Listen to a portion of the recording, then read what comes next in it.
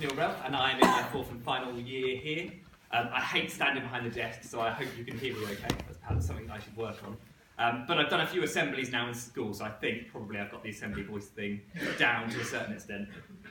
So I'm going to try not repeat too much of what the others have said, although there are definitely some similarities in our experiences. So I will just quickly draw some my horrible scans of where I was when I sat where you were 3 years ago now. If I'm honest, I think, listening to these three speak, I was far less clear on what sort of teacher I wanted to be. I was 100% sure I wanted to be a teacher, but what that looked like in the classroom, I don't think I really knew. Hence, there's a lot of things going on around that there. And again, mine is quite centred on me as well. But I think a lot of it was probably drawn from the conversations I had with my friends around the table about what should be on there, or perhaps what I thought I'd seen in school from other teachers, from going out pre-placement. I don't think they really were clear to me which of those were the most important. And that then is changed by the experiences I've had since I've been here at Winchester. So just to talk through some of these now.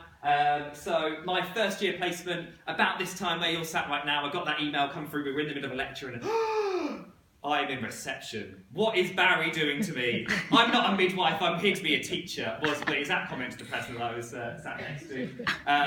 I realise now how absolutely ridiculous that comment was, but I can honestly say, hand on heart, that's how I felt when I was sat there reading that I was going to reception. I was terrified. As far as I was concerned when I got here, year 5 and year 6, that was it, that's what I was interested in seeing. My time spent in reception, both before Christmas and then at the end of semester 2, I can honestly say I learned more every day, probably during those weeks, than I have in any other days. And that's from the teachers around me, but the children around me as well. It's what made me realise that the number one thing in most classrooms is around that pastoral care and making sure that the children feel safe, that they feel needed and included. If you haven't already, at some point, probably Ed Theory 2, if it hasn't changed, you talk a lot more about Maslow's hierarchy of needs. And actually, it's the fundamental thing that children are not going to learn if they don't feel safe, if they don't feel comfortable and included. And that, to me, now has become a real key focus whenever I'm teaching. Moving forward to year 2, the opposite end of the spectrum, I'm in year 6.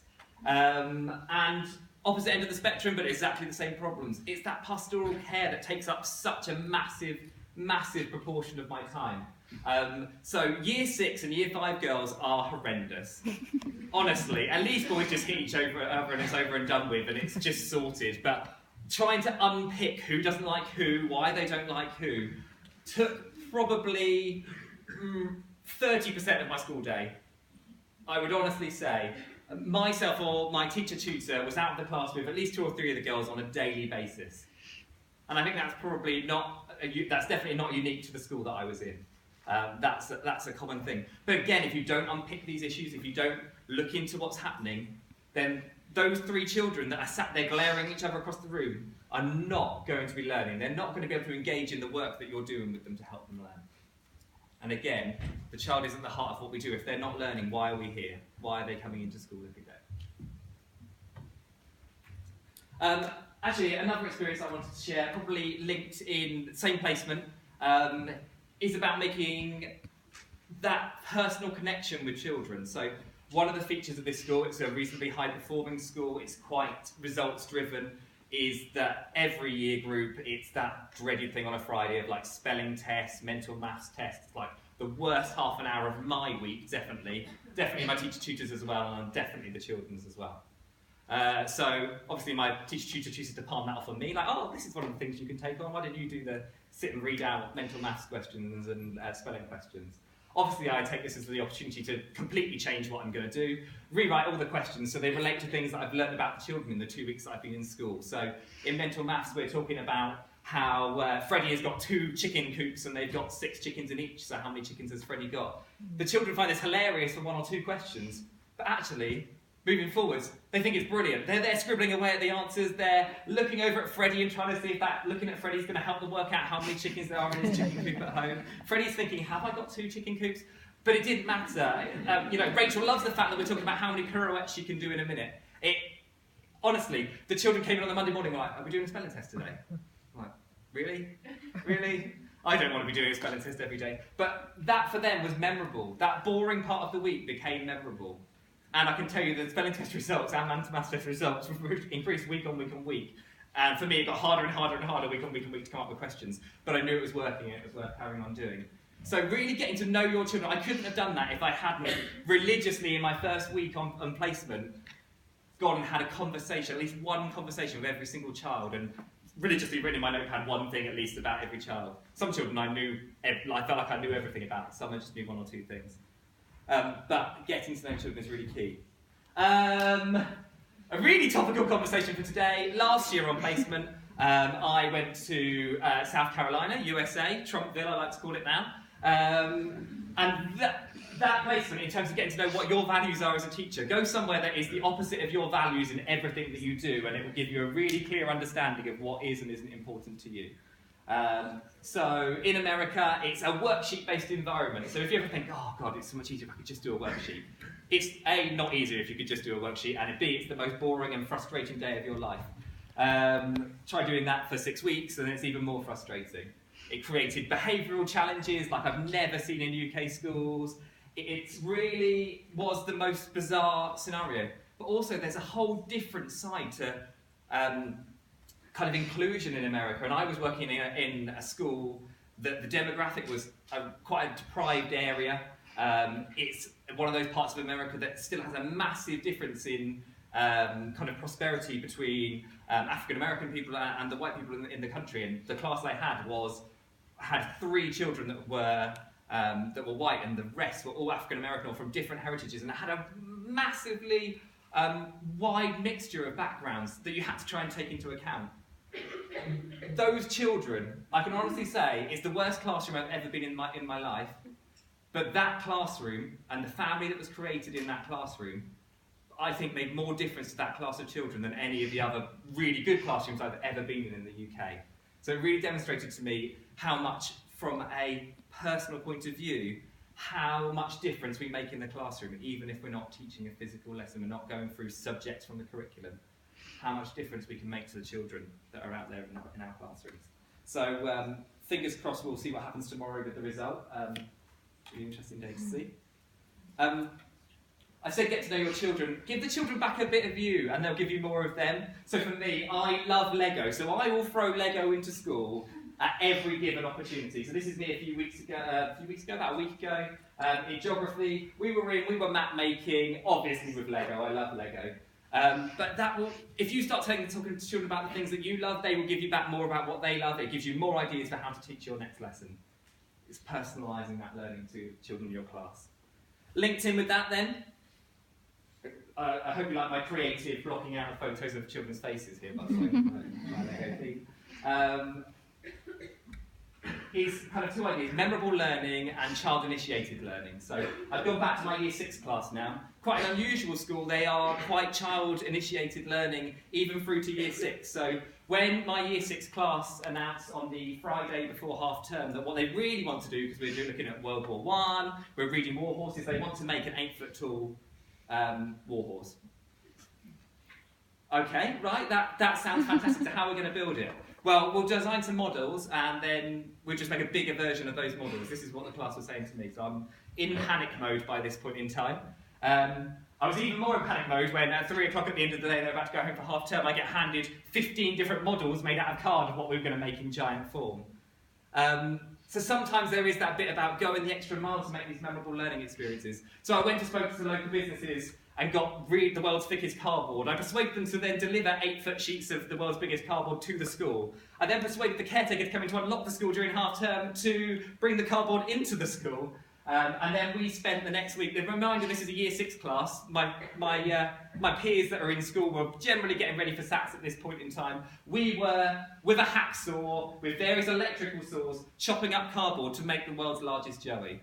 I think probably the world's largest Joey. Over the course of the week, I think every parent in the school, even those that barely sort of interact, came in to see this giant horse they'd been hearing about at home. It was, I think you can probably see there, it was absolutely humongous. It meant that I originally had a seat in the classroom, and I was very lucky when I first got there. I had to give up my seat so that he could stand in the corner of the room. But it led to so many learning ideas from the children. by suggestion by one of the class, that became probably the world's largest shape poem you've ever seen on one side. It would use textures and things in art on the other side to decorate the horse. But I know it was a memorable learning experience for the children. I know they remember the work that they did with Joey, the warhorse. And I know that because I'm a little bit sad. I went back a year later to do some research in the school, and my teacher said to me, come and see what the children wanted to do. They wouldn't let us get rid of the giant 8-foot horse you left in my classroom at the end of play.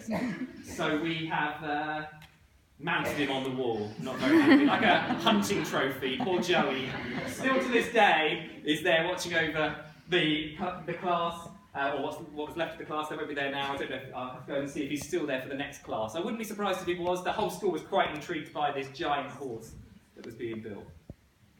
So there's some of my experiences, some of the things that I've done in school. So I should probably talk about now, how does that shape me and my personality now as a teacher, my identity? And so I thought I've been talking for a while, maybe I should hand over to you. So I think you can probably shout this out. Can you help me sort of identify some of these teachers? Miss Honey, yeah. And I chose Miss Honey to identify the fact that, for me, probably the biggest thing I've learned is the pastoral and the care side. That has to come first in your classroom before anything else, as far as I'm concerned. That is the #1 priority, the care of the children in your class. And I think Miss Honey, Matilda there, sort of identifies that. Next up. What's the film if you don't know the name of the teacher? Yeah, School of Rock, yeah, absolutely. So that's Mr. Finn. That, I put Jack back up there. I think it kind of, just to highlight that kind of memorable, fun learning. I'm sure the children with Jack Black in that class will remember that experience when they were adults. So for me, that was just a highlight, key thing for me there. So I'd say care, but also that learning becomes memorable for children. Yeah, I could not include Dumbledore. I think for me, that just kind of maybe draws back a little bit to the thinking about the bigger picture. So that's the bigger picture of what you need to achieve with your class academically, but it's the bigger picture as well of what is the background of your children? Where are they coming to school from each morning? So just making sure we're sort of aware of that bigger picture. This one is, I think, the toughest one, so I'll be impressed if anyone, well, not necessarily impressed, but you probably won't know the name of the teacher. Her name, it's Hilary Swank. Did I know the film? Oh, this is good, because this is, if you take nothing else from today, this is the one to write down. Freedom Writers is the name of the film, and it's the greatest teaching film of all time. Neil Relf, 5-star. I'll do a quick background. So it's based on a true story. There's a book as well, The Freedom Writer's Diary, and it's secondary school based, but it's based on a class of children in LA. It's sort of set during sort of the end of the period of the race riots in LA, and it's all about how this teacher draws her class from a massively diverse range of backgrounds together to help them learn, both in terms of passing, she's an English teacher, passing their English exams and their English work. It's a little bit similar to Dangerous Minds, but it's like 100% better, if you've seen Dangerous Minds. And I kind of picked out a few key things that I thought that, for me, if I had to pick one teacher from the media that I would choose to be, Mrs. Gruel would be it. She went the extra mile. She used to go around businesses and try and persuade them to supply books when she didn't think the books that were available in school was good enough, so she went the extra mile. She's knowledgeable on the subject, but she's really knowledgeable on her pupils. She got to know their home backgrounds. Again, this is children, a bit like my class in America, that came from a huge different range of backgrounds, lots of different challenges, including things like gang warfare and various issues around things like that. But she got to know what those backgrounds are, so that she knew what the challenges were in her class. She showed care. On a one-on-one and a whole class basis, she would make sure that her class were learning and were able to develop in English and as people by making sure that they were in a place that they could come to classroom and learn. So for me, if you take nothing else, it would be Mrs. Gruel from Freedom Writers. But that, I think, for me, just sums up a couple of things. So just to sort of to recap those, for me as a teacher now, my core things, and again, they're more child-related probably than they are about me. It is about making learning fun and memorable. It is about the care for the children in our classroom. It's about seeing the bigger picture of teaching and of the children in your class. And then it's about bringing all of that together to make every day worthwhile. And sometimes that day might not for every child be worthwhile academically, but every day worthwhile in some shape or form for the children in your classroom so that they are able to develop and improve themselves. I thought a good place to finish would be to say I really am quite clear on my values now, what's core and important to me as I start to apply for jobs in January. If you've got an idea of what those things are, fantastic. And we're really lucky we're in a world at the moment where there are lots of teaching jobs available. You get perhaps a little bit of choice. So it's good to know what your core values are to consider those when you're looking at schools. If you're sat there like I was in first year and think, do you know what? I don't really know what my values are yet. Don't panic. I think that's okay. I have a foolproof plan for you. My plan is say yes to everything when you're on placement, even if it scares you a bit. So for me, it was, well, as I said, reception, that was a really scary idea. Other things were head teacher coming past and saying, well, you don't look that busy because you've been chopping up cardboard to make a horse all week, so perhaps you could lead the assembly on Friday. Yeah, that sounds great. It didn't. It sounded horrendous. But do you know what? It was great and it went well. And I learned from it. It wasn't a great assembly initially, but I did learn from it. And I did another one the next week and that was a lot better. Take risks, have a go. Now's the chance to do it when you've got a safety net to back you up. Think about those subjects that you really don't want to teach. For me, languages is the one. Just throw yourself in there and do it. Have a go. You've got the support in place now. Yeah, just have a go. Try things now that perhaps it's going to be harder to do when you're teaching full-time in a few years' time. And then the flip side of that is come back here and reflect on that and think about what went well, what didn't, change what you're going to do, and think about why you didn't think it went well and why you think it did go well, because within that reflection is where you find your values.